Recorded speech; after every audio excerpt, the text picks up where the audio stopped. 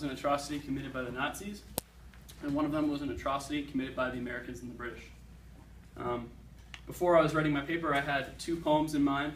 One of them was called The Right Thing to Do by Daigle, and it describes this tragedy in Mizovsk, Ukraine in 1942, where the Nazi firing squad shot down the innocent civilians. The other poem I was trying to decide between is The Bombing of Dresden by Robert Heden. As I was having this mental debate, I realized what I was doing, and I was comparing the two tragedies in terms of their severity. And I'll pass these around for you guys. For that reason, I decided to choose the bombing of Dresden to analyze because even the lesser tragedy, as we view it, requires criticism. In his poem, Heden focuses on the less told story of American and British bombers attacking civilian population centers as military targets. This poem is a reminder that regardless of the horrors one side commits, the atrocities of war are never one-sided, and that just war principles must be upheld without comparison to adversary tactics, which is what we sometimes do. A little bit of background on the bombing of Dresden. The bombing took place February 13th and 14th of 1945. The death count today, after looking at the sources, is believed to be about 30,000 to 50,000 people. To set the stage before this, the Battle of the Bulge had previously occurred, and that was the last push for the Nazis against the Allies. Allied troop support had proven superior in that battle, and the Nazis were once again retreating.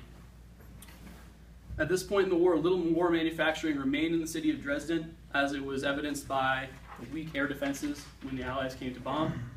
And then previously, in the past 2 years, saturation, not strategic bombing, had been occurring in 70 other German cities. And by saturation bombing, I mean bombing of civilian populations as opposed to key military targets. To jump into the poem, Heden writes a few key lines I'd like to highlight.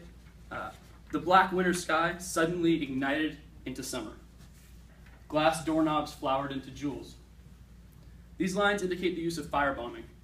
Dresden was mostly a wooden city, which indicates Strategic Bombing Command's use of firebombs, and not only that, but their strategy of destroying the city, not simply just taking out key military targets like factories again. A few more lines I'd like to highlight.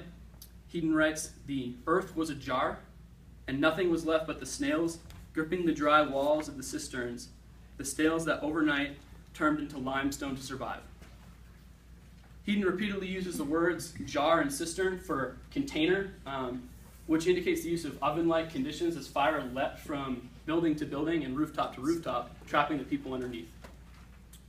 I'd also like to point out the fact that limestone is a sedimentary rock, which is made by heat and compression conditions, and the snails and fish that lie in the River Elbe, which is the river that Dresden sits upon, were being overnight turned into limestone and rock due to the heat conditions. So there's only one way you can justify using these types of tactics, and that's the supreme emergency exception that we all learned about in philosophy. So I won't highlight it too much, but I will define that for you. The supreme emergency exception allows a country victimized by aggression to set aside the rules of jus in bello and fight however it wants, provided, one, there is proof the aggressor is just about to defeat the victim militarily, and there is similar proof that once it does so, the aggressor will not simply crush the political sovereignty of the victim community, but moreover institute a brutal policy of widespread massacre and enslavement against its individual members. So that's a quote from The Morality of War that we had for a philosophy class. At this point in the war, though, the Allies were on the attack. So back in the Battle of London, the air war over London, you could say that that was a situation that needed to be addressed by Churchill, and that he had a supreme emergency on his hands.